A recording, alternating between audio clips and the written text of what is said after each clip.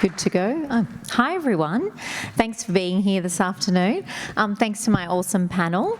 We'll do some quick intros in a moment, but I just wanted to set things off. The reason for this panel was that obviously with things growing and expanding in our industry and getting people working from all corners of the globe and all different time zones, culture is really important, particularly from a retention and a hiring perspective. And so I wanted to get some of our awesome customers up here to talk about how they're addressing it and managing it, because it's not easy. And I thought it would be an interesting topic for us to dig into a bit. So Angus, would you like to do another introduction to any new people in the room? Absolutely. Hi, my name is Angus Neal. I am Chief Creative of a company called Preymaker. We're a creative and technology studio in New York City. We're 100% cloud-based, built in Amazon, and great to be here. Thank you. Hi, my name is Gary Major. I'm the head of the engineering department at Wētā Digital, primarily based in New Zealand, but growing in a couple of other areas of the world. Yeah. Hi, my name is Rashid Afshan. I'm the VP of Technology for Bardel Entertainment. Fairly new to this role. It's been about 4 months in. And prior to that, I was the principal architect for Animalogic out of Vancouver. Awesome, thank you. We'll start with you, Angus. You've got some people in some beautiful destinations all around the globe. What are you doing from a business perspective to keep them engaged whilst working on your projects? Okay, so the makeup of Preymaker is our kind of headquarters or our main studio is in New York City, but we then have, I'd probably say about 60% of our staff are in New York City area.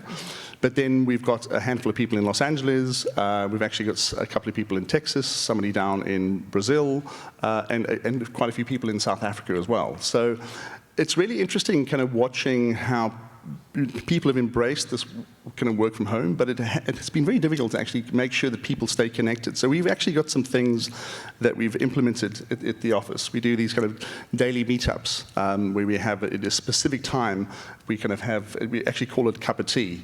And it's a very British, funny enough, it's a colonies thing. I think they talk about that in South Africa as well.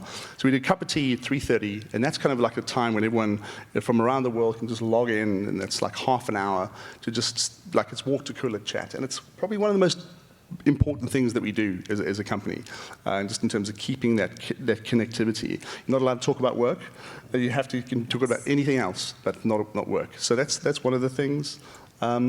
There's quite a few other things that we're doing in terms of communication platforms that we're building to try and keep that connective tissue going.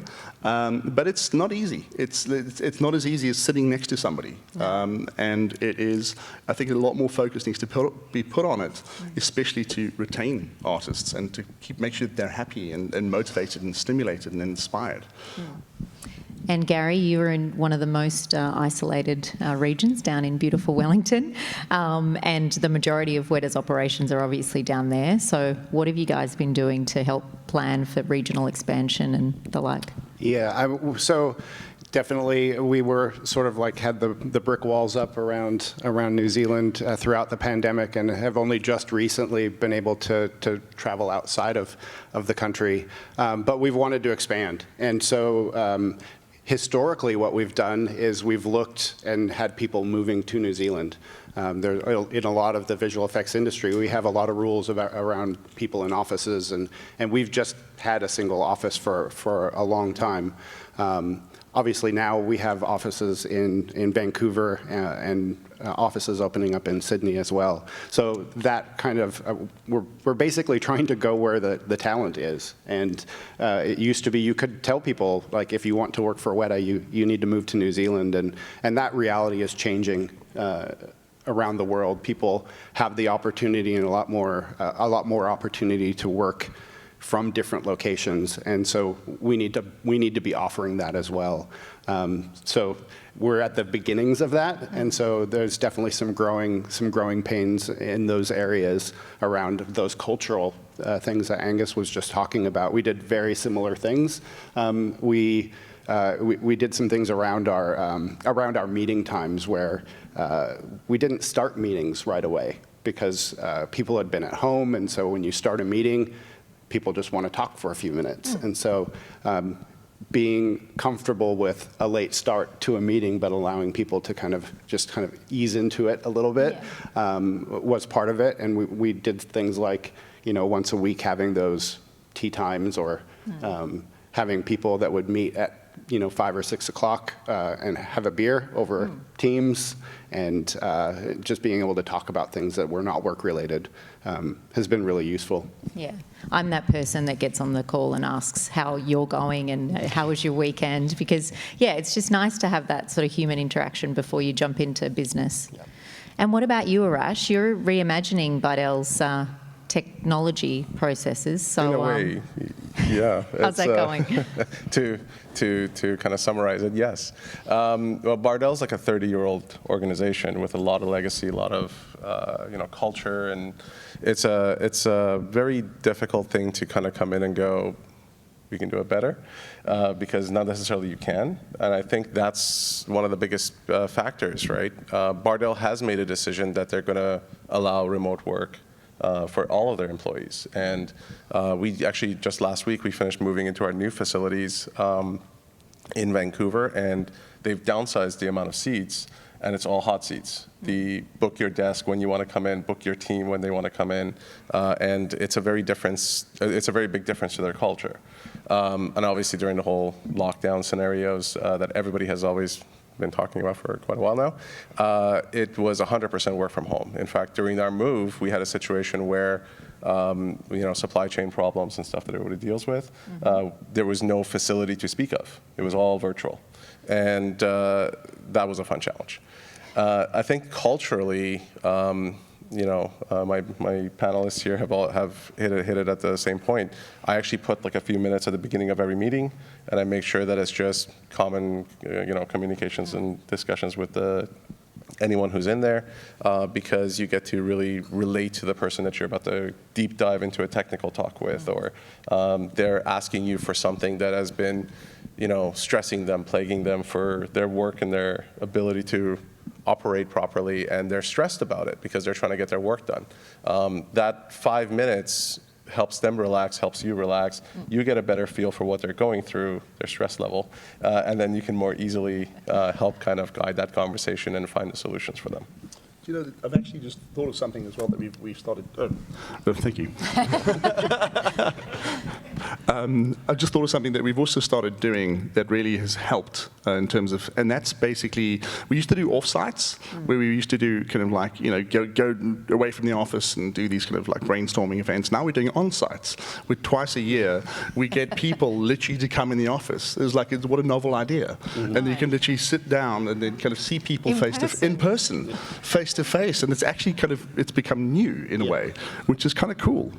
So like we've got our on-site in New York next week, and we're flying people in from around the world, and we're all going to be together in the same place. And it's a way to get them in the office. We're going to be going to dinner and going to kind of like this. There's a great classic car club in New York, so we're going to go there, and let's just have a bit of fun. I think those are the things you need to do a bit more of. Is actually just make it a bit more fun and not just all about work, because you want to have friends at work. You don't want to just have colleagues. No, absolutely. And I think we're all in the technology space, and so I think we've adapted and innovated quite quickly with enabling remote work, but it's really important to balance that human element as well. So let's talk about technology then. What technology did you implement to get that communication continued whilst you were getting people onboarded in South Africa and other places? Well, it's the Zoom. Zoom became like our the backbone of how we work. Zoom was something that we initially used for remote trouble solving and things like that, and that really became the kind of go-to. And it's so funny because you become so used to using a particular platform. When somebody says, "Hey, we want to use Teams," and you're like, "No," I want to use Chime. You're like, "No." It's like so people are they want to use a specific platform. So that was really, really, really good. But then on top of that, we are building other software platforms around it. Like there's this thing called CloudStage that we've built, which is actually a broadcasting platform that allows people to so you can do like events and you can broadcast it to all the staff, or do live sessions, and it's real-time, low latency, high quality. So things like that we've been building. So when the lockdown first happened in New Zealand, most of everything that we did was behind a security boundary that was inside our firewall. And so even our kind of internal chat systems, we were using a couple, 2 or 3 of them, because that's what we do. You implement as many as you can. And, but when we needed to have that happen outside of the firewall, I think it was within about 3 days we had stood up our Teams implementation. And I helped kind of run that through the whole process across the company. And it really made a big difference, because prior there were people that would use this and you had to know who was using that, and some people were like, well, I'm just going to use Gmail with, or GChat with so-and-so outside of the firewall, which was like against the security rules. And so this made it so that you could be on-prem or off, like at home, using the same tools, guaranteed that you'd be able to get a hold of someone. And that made a huge difference in terms of people being able to just reach out, and by standardizing kind of what people are using. And we go through the same things. Like some people may want that other tool, and other people are like, no, like you just have to pick one. And they all have pros and cons, they all have pluses and minuses, and but making it the priority being, we're going to use this, and making that part of your culture. We would say disagree and commit. Yes. Talk about it, Yep. disagree, move on. That's right.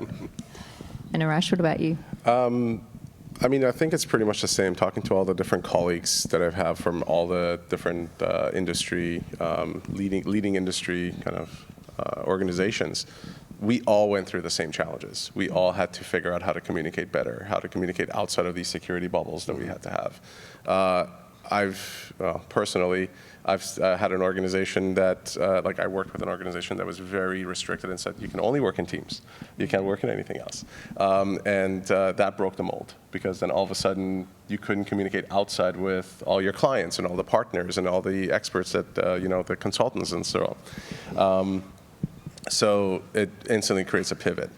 I think that internally, the biggest challenge that we had was too many forms of communication popped up, and controlling and understanding where information was being shared, guiding it to be able to, one, not missing any of that key piece of information, especially from a production level, it just breaks everybody. But more so the simplicity of it, the end user side, the client side, the user side. It's having it work the way they need it to work is very complicated, but also should be super simple. And I think that's a challenge that we all went through in trying to figure out how to kind of herd the communications better. And it's a challenge we still face. My current organization now went the other way. They went any platform, choose what you want. And I think that had the adverse effect of everybody chose what they wanted to choose. Different teams chose different services that they wanted to utilize. Security be damned. And now it's trying to kind of bring it all back together. Yeah, because then you can get siloed into those various communication tools as well. Once people get used to a certain way of working, they don't want to change it. That's right. And we've talked about internally. What about dealing with clients? How have you sort of tried to keep that, personal relationships and communication going with clients? It's funny enough, we do these beers, like, we'd have a beer at 5:30 or 6 o'clock, and you'd have a Zoom beer or Zoom wine. It's really, really interesting. Because we primarily do kind of short form, so commercials, music videos, things like that. And traditionally, you'd have the clients come into the facility, come into the studio, and you'd literally have a suite where you'd have the artist would be there. It'd be a flame suite. You'd have people serving them coffee, and snacks you'd have on your the table. snacks, and that's kind of, I think we've done maybe 2 sessions like that in the last 2 years, which is just a massive sea change. So you kind of need to work at it. You kind of need to reach out, go to lunch with people. You need to kind of, you can't just take it for granted anymore. I think you have to work a lot harder to keep those connections with clients. I think for us, because there's a smaller population of our crew who actually deal with people outside of the company. Most of the artists, unless they're on a client call, they're not really dealing exposed, with, they're not really exposed. And so that was one area we had, we had conference rooms that were set up. In our company, artists cannot access the internet from their desk. And so if you wanted to have a call with a client, you actually had to go to a conference room. That's definitely changed now that people are still working from home, or they're hybrid and they can kind of do these different things. And so that really changed kind of what do we need to have in our conference rooms if people are not using them, that type of thing. But a lot of those conference rooms setups where the client dictates how you can communicate with them. And so you'd have Blue Jeans and Zoom and Teams and like all the variety of whatever they wanted to use. And so we had to be real flexible in that way. But it was really dedicated to those specific spaces in the organization.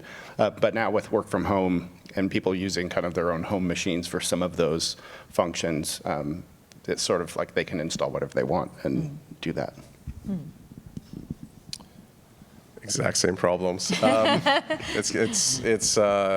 It's interesting because we actually did similar things where we chose the individuals, or once we knew the individuals that were communicating externally, we actually fixated them on Zoom. Everybody else was an internal platform. The same thing goes now, where with the access rights on machines to content versus the machines that are being used for the video conferencing. In reality, it's the same as working from home. So that's what we're kind of designing for these hot seats, is when you get in, it's just a terminal. It has the ability, sitting in a secure network that has the ability to video conference. It has the ability to remote into whatever machine you need, be it on-prem, in cloud. I'm sure we're going to talk about that in the future. And then rules and regulations can be governed very easily against that machine in that network zone, because the zone is very, very well defined. And then the other zones can be restricted with only allowing remote access in. The data, the content, everything stays there. That changes the game, where we can go, you know what, we can have artists now join those calls in Zoom with the potential clients. The challenge there is those platforms don't necessarily let you stop remote sharing or screen sharing. So we're working with security firms, firewall providers, and things like that to go, as an automation piece, if we know that this group of users is in a Zoom call, terminate the remote session. Right? They can be in the call, they can do what they need to, instantly that session's blocked. And that gets rid of all the TPN concerns and issues. Thinking about hiring and recruitment, which is a challenge at the moment. There's so much competition, and I guess the way we've worked is changing. How is technology and AWS, I guess, helping you to enable those artists working in various locations globally? So recruiting is a challenge. It's probably harder now than I've ever seen in my entire career. I think that it's an artist's market right now. I think there's artists definitely know that they are wanted, and I think that the cat's out the bag. It's like remote work works, and there's amazing films and features were done remotely, and the productivity stayed high. So the way that we're kind of attracting people and kind of holding on to people and making sure that we kind of have talent retention. Is we make sure that we have a diverse diet of work.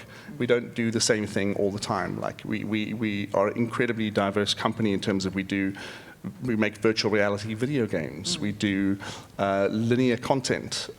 We do music videos. And moving people, artists specifically, like to jump around between things because it keeps it fresh and it keeps it interesting. And if there's a new problem to solve, then that's kind of really exciting. And AWS has allowed us to do that as well, because we haven't had to commit to technology that we're not too sure whether we're going to use or not. And we can pivot very quickly if we want to move from kind of one system to another, or increase the power, or increase the RAM, or kind of. So it's made us more agile in terms of being able to do that. And the artists appreciate that. They like that. And that's rubbing off on Preymaker. They think that that's a Preymaker thing, not just an AWS thing. So it's good. You know, they have a good experience. They're excited about the projects they're working on. If their computer's not fast enough, they literally kind of slack one of our engineers, and 5 minutes later, they've got a computer that's twice the speed. So it's kind of remarkable compared to where we were 4 years ago, 3 years ago. Yeah, it is. And you've obviously done a lot of innovative work there as well from a... Absolutely. When we started Preymaker, because we only started it in 2020, that's right, January, and literally moved into our studio space in Manhattan. We were in lockdown literally two weeks later. But I'd chosen to actually build the whole company in the cloud just because I felt like it was kind of like when the internet was coming of age 30 years ago. You can see that it was going to be huge. It was going to be massive. So just, you know, go all in, commit. And so that's what we did, and thank goodness we did, because we wouldn't be here. Well, awesome, thank you. And Gary, Wētā's obviously a huge company, juggernaut, working on some very awesome stuff at the moment. How have you, worked with our teams to then start to pivot the way that you guys work at Wētā? So obviously we're at the very beginning of moving some of our workloads into the cloud. We went into a partnership, gosh, it was like 2020. Yeah, in 2020. Mid-2020. And we were meeting. We were very busy on some shows, and so we didn't have time to spend development effort at that time. And so we took probably 6 or 8 months just hashing out architecture and potential designs, how we were going to move from this big monolithic network security boundary to here's what we'd like to see for shows, and having separate security boundaries per show, and having the ability to have a multi-site setup where we could spin up Wētā in Vancouver or in London or like wherever we wanted to, and have be able to choose, is rendering available there? Is this available or that? And so which workflows? And so we spent a lot of time kind of with your solutions architects just building straw men and tearing them down, and having arguments, and decide, helping you to understand and helping us to understand what you could provide and how we're different from most other companies that you've worked with. Yeah, and I think our industry, we are innately builders in this space. I'm saying our industry, sorry, because I'm ex-Animalogic and Method. I'm not saying that as AWS. But in our industry, we've always had to build and adapt, like build new tools, create the fur or the cloth. So we're very innovative. But as you said, this is completely different space. So it takes time. Yeah, so the interesting thing was we came out of that with a really good picture of what we wanted the future to look like. But in visual effects, nothing happens unless there's production pressure. No. And so early this year, the production pressure was around burst rendering. And we figured that would be a really good first step into solving some problems that we would need to solve for multi-site setups anyway. And so we really focused on burst rendering. And so we've spent a lot of time figuring out how to take 25, 30 years of pipeline around rendering and getting that into the cloud to be able to render multiple shows. I think we have 4 or 5 different shows that we're rendering in the cloud currently. Yeah.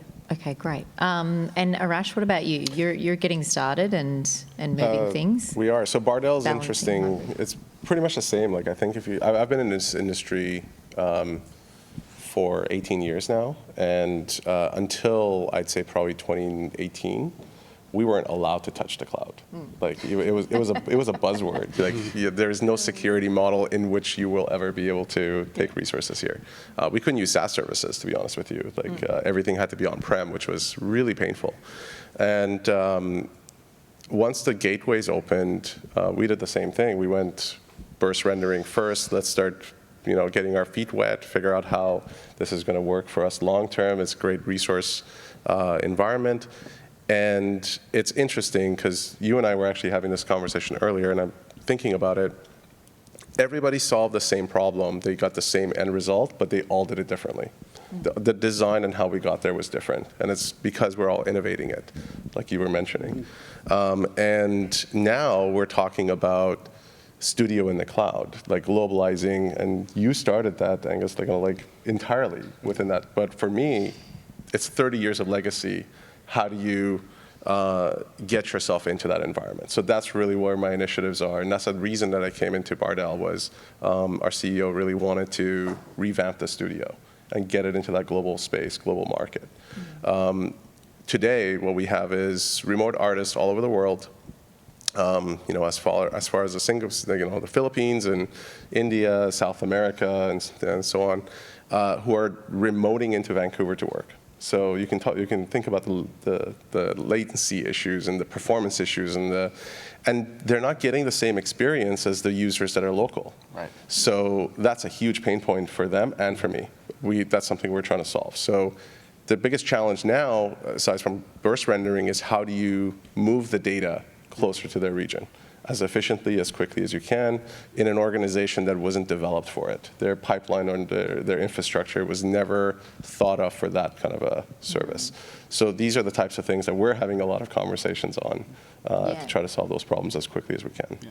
And we're having those same conversations around around moving data. And this is true for us in our burst rendering. Rendering takes a lot of data, as you all know, but so do artists. Depending on the workflow, if you're an effects artist, you need huge amounts of data, and having your data be local to you is super important. So figuring out how to build the right kinds of caches and getting it to the right regions and all of those types of things. When you only have to worry about one site, you don't have to worry about it at all. But we have to figure these things out, and working with you to do those things and come up with innovative solutions.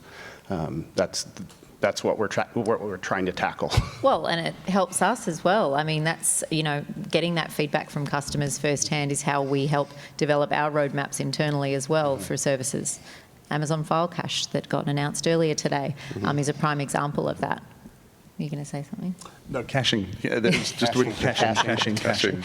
It's such a big deal. Just echoing what you were saying, kind of making sure that artists around the world have the same experience and that they're not at a disadvantage is something that is so important.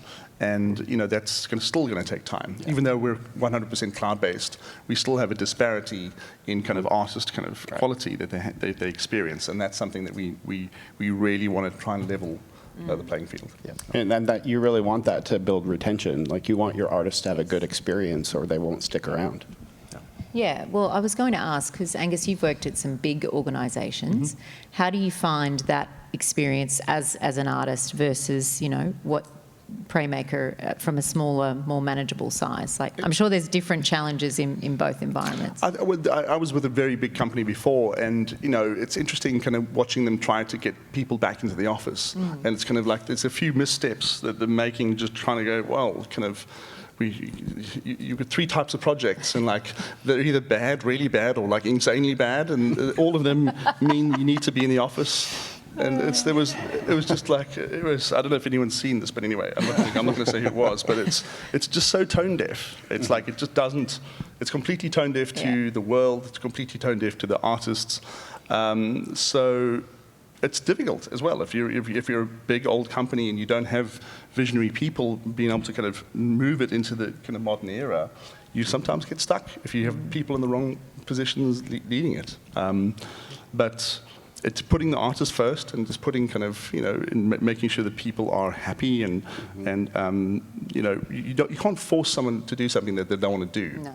Like I love working from home as well, as much as I love coming to the office. So, I think you need to be pragmatic, and I think that's the thing, is being pragmatic and wait and see and not forcing something and just being kind of empathy. Empathy. Reading the room. Reading the room and empathy. Like literally speak to your people. Speak to someone and kind of, so how's it going? How can it be better? What can we do to make it better for you? Yeah. And I think a lot of big companies don't necessarily do that. Yeah, well, Gary, the other side of that, you are a big company. How is Wētā getting that feedback from your artists? It's exactly, you have to ask them. and so, I mean, we talked, I talked with people in my department all the time about how they're doing, and we're, for a lot of, we're not 100% back in the office, but we're definitely hybrid. And I think you do things like making sure that you have some face time with them, trying to get, come in on Wednesday. I will be in the office on Wednesday, and let's have a coffee. And you get some of that face time. You can have those honest conversations about how are things, are you feeling like you're being effective? Are there things that we could be doing to help make it better? We're doing that with the artists in the artist realms. We're doing that when we actually recruit people, putting them with another person so that they can have sort of a mentor, like learning the ropes in their department, but also someone that they can go ask questions to, like in a safe way, like they don't feel like they're asking dumb questions on a chat channel, that kind of thing, that they can have someone that they can ask questions and then get some, someone to sort of mentor them. I'm just going to go back to you for a second, because something you said there, I think, as you said, with some of these bigger organisations making sort of, widespread rules for people, it may help your recruitment efforts. Oh, it has. It has. Absolutely. So it's kind of, it's remarkable seeing some of the decisions that are being made. It's almost like they're being made in a vacuum of not actually realizing what's going on socially. So it's definitely great for us, because we very openly kind of embrace work from home. There's different types of artists though. There's artists that are really super productive at home, and they can get more done. And then there's other artists that get ADD at home, and they're kind of like, they're not as productive. And I think it's people, need to regulate themselves in a way. You've got to trust people.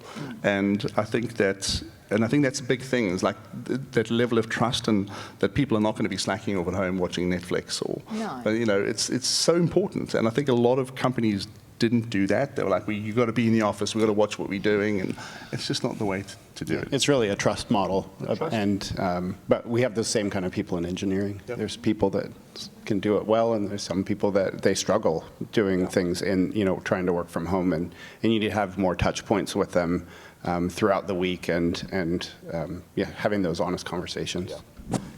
Yeah. One of the things that I think is really suffering in terms of with the remote working is education. And I think, the previous company that I was with, I spent a lot of time in kind of like learning and development, and really kind of bringing in young people, mentoring them and having them shadow, be in a room, hear the conversations. And it's those conversations that happen where it just builds a knowledge bank and builds experience. And that's something that's not being replaced right now. And I think that's a growing problem that I can't see how to solve yet, is the educational aspect of young talent.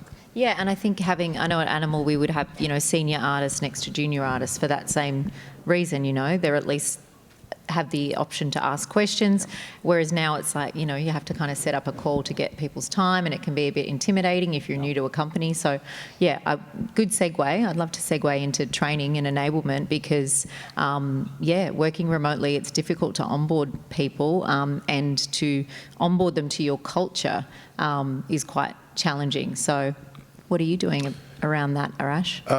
Well, I think training starts at so many different levels. In a previous organization, what we did was every 2 weeks we had a organizational talk, where somebody within the department, something new that was being developed, they got a 45-minute session to talk, and you would have 200 people join for this review, and it was just them presenting what they were working on over the last 6 months. And everybody then got the knowledge. And people started asking questions. Can we use this tool? Can we implement it today? Hey, can we do it? So you kind of motivate them to want to do more.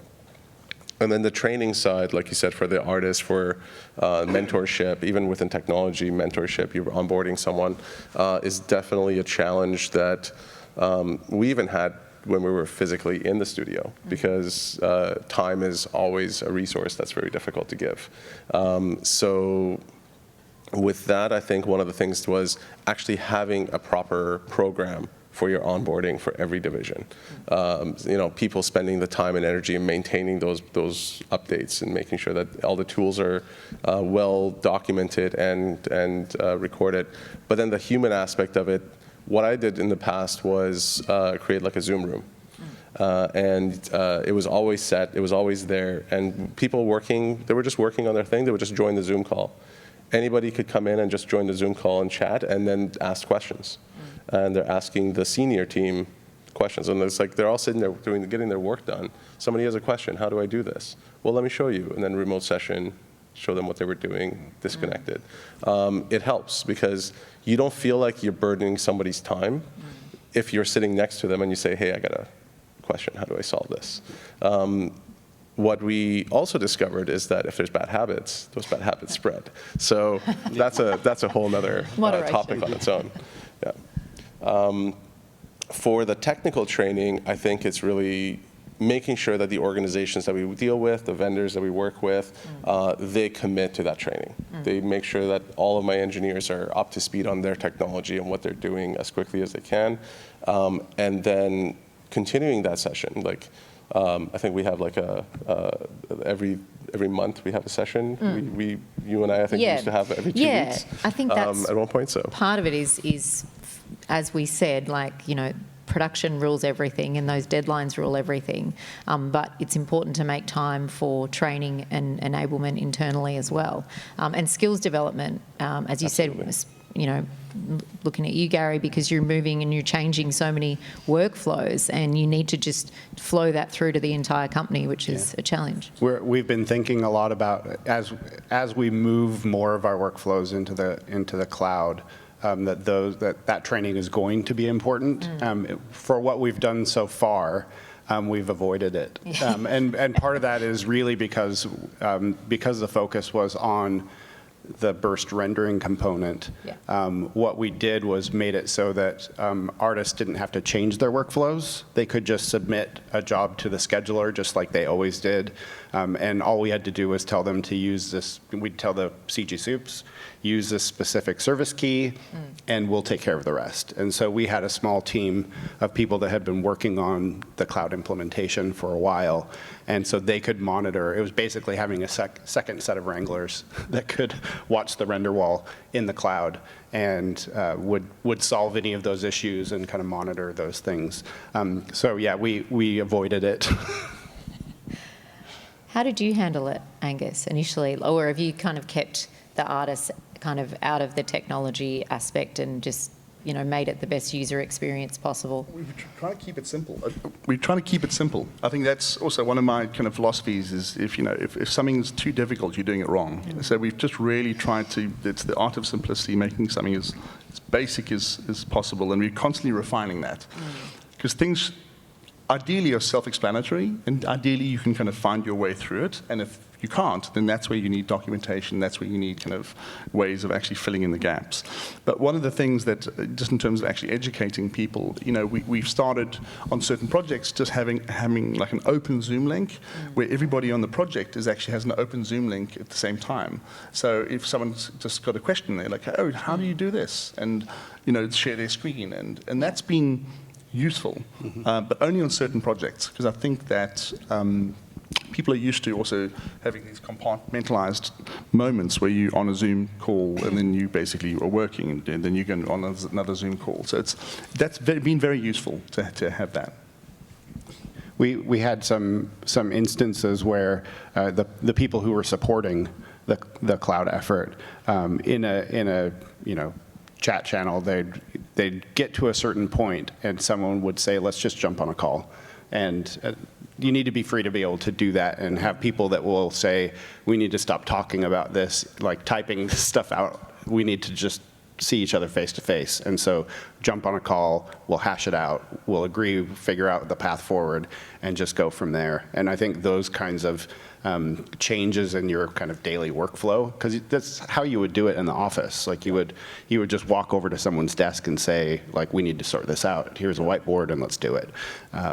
And so these are, you kind of have to just change that paradigm around how you do that remotely, but those things exist. I can't tell you how many big decisions I've had made in 5-minute hallway meetings, like that I don't get anymore, because now it's about explain everything you want to do. They have to have the time. If you send it in an email, they have more important chats or meetings or something to deal with, so then it takes time to get it back. Then there's more questions and iterations. And so, like, I think in a previous role, my ability to lock a cloud provider into Amazon was one of those 5-minute hallway meetings, corner someone and go, what are we going to do? And and then, yes, just do whatever you want, and done. Send an email. Now it's workflows. I think that's the biggest challenge. The technology we can figure out. I think we're all innovative enough to know how to make it work better. And if it doesn't, and we'll deploy it. And if it doesn't work as well, we'll go, we can do better, and we'll fix it. But I think the workflows and the adaptability of that workflow is probably the most complex of it all, because that's what's driving the whole thing.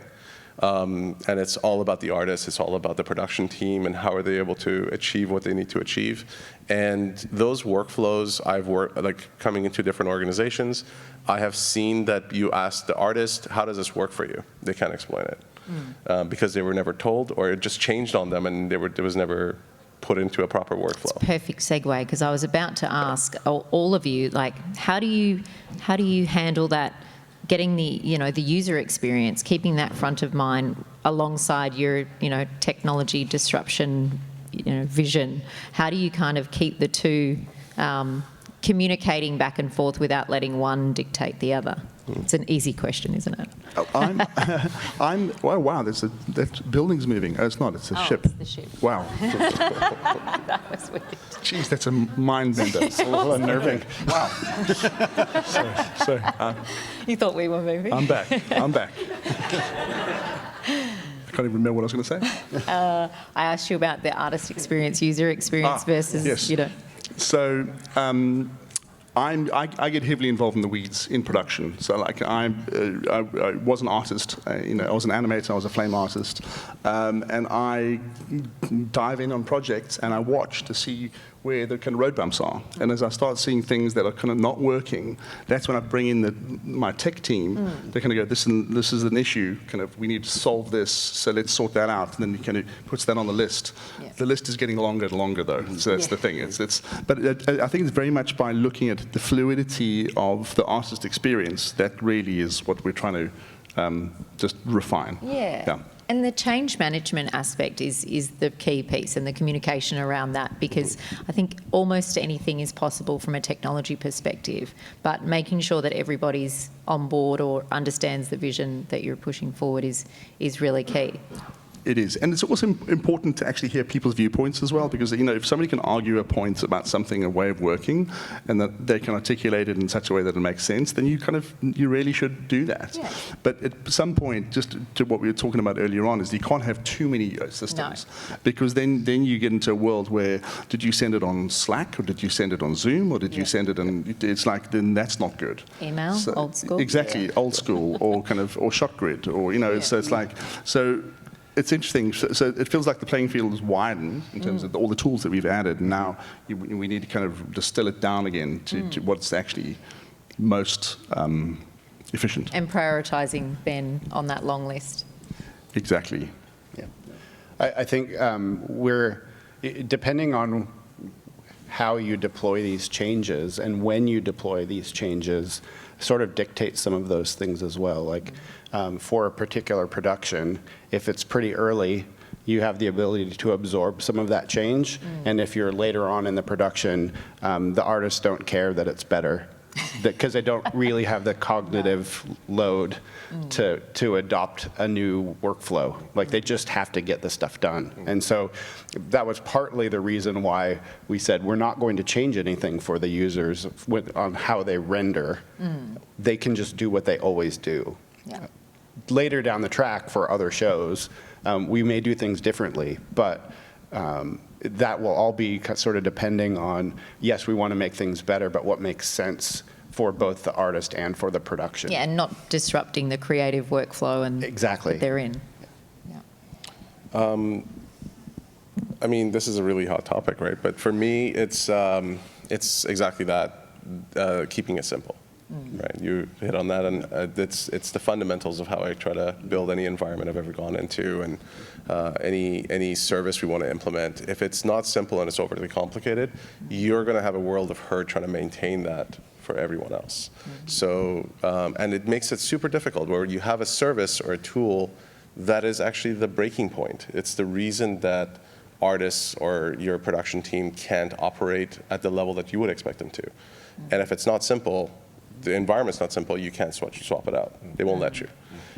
We've had so many conversations going, when could we potentially look at changing something up? And a lot of times, that time is also a challenge.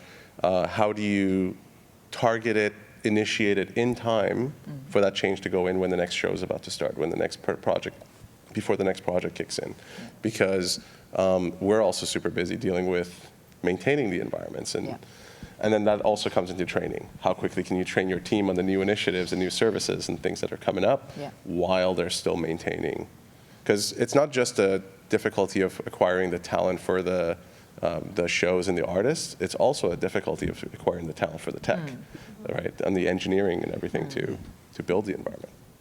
Yeah. Should we keep going? Okay, all right, thank you very much. I was like, do we take questions yet?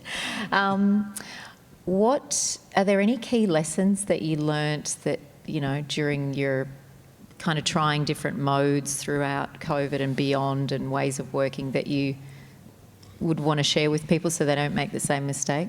I think it's never finished. I think it's like painting a bridge. You start on one side and you finish, and by the time you get to the other side, you start at the beginning again. So it's just never ever finished, and it's a constant work in progress. And I think enjoying the process, I think, is something that's I really enjoy refining things and making things better. So it's constantly just being up for it and kind of being excited about the kind of making something better, and because you get a kick out of it. I think that's probably the advice. And you learn things when things don't work out as well. Yeah, I think for us, that design period at the beginning, it was a lot of fun, and because we got to really think differently about how we would do things if we could start over again. But at the end of the day, when you're actually implementing things and starting to see things work, like when we got our first renders back, it was pretty awesome. And don't be afraid. I guess this is the thing we really learned, was not to be afraid to do things incorrectly at first and back it out and do something different. I mean, I think we use the availability zones totally not the way they're intended to be used. No, but that's okay. Where we have, we didn't know how the caching things were going to work. And so we would build a cache in one availability zone, and we would build a different cache in the second one, and we would try renders in both and see what things we needed to tweak. And then we could have the third availability zone, and so we were trying all of these things until we arrived at something, but we could do them in parallel and tear one down and bring it back up again. It was super helpful to be able to have kind of those delineated areas. And like I said, this is not how they're intended to be used, but it's how we're using them. No, but we learn from watching the way that you guys as customers do things as well. So you're coming at it from a different perspective and giving, Actually, don't be afraid to break something. I think that's it's so important, because sometimes something's been designed for a certain thing, and if you use it for something else, you might discover something. The file system that we're using, we're actually using in a way that they didn't even intend us to use, and it's had huge kind of knock-on effects for them, which has been positive. And for us as technologists, it's a lot of fun to be able to try to figure out how to make things work in unconventional ways. Break them. Yeah, of course. If you don't break it, how do you figure out how to make it better? Exactly right. Fast and early. For my side, I think it's the fundamentals. Historically, everything I've done and seen, a lot of engineers, they try to operate the future cloud, environments, integrations and stuff, as if it's their regular environment that they've had historically, and it's not. And in fact, my model of operating is now completely different, where I don't look at architecting the cloud anymore, I look at architecting my on-prem. It's now about becoming cloud native and how to operate my resources and everything as if it's a cloud resource. Because then I can really start initiating those developments, deploy services, and automate exactly the same way. which is, I think, one of the biggest fundamentals of what the future is going to be. If you're not doing that today, and we're not saying get rid of your on-prem resources, right? It's definitely a benefit to have it, but at the same time, it gets you ready, and then you're not worried about what you have to do. You know, you can deploy a physical environment somewhere else in the world, and it will operate exactly the same way. All you need is the resources, and it's all interconnected into a hybrid environment that I think is the holy grail of what we're trying to achieve here in the long run. And let's say you lose a site, doesn't matter, spin it up somewhere else, and instantly you have your artists connecting and everything's operational and nobody even noticed it. The data is the biggest problem. That's, I think, the biggest challenge, and thank you for the cash. Oh, you're welcome. It wasn't me. Any last thoughts from you, gentlemen, or we'll take some questions if we've got time.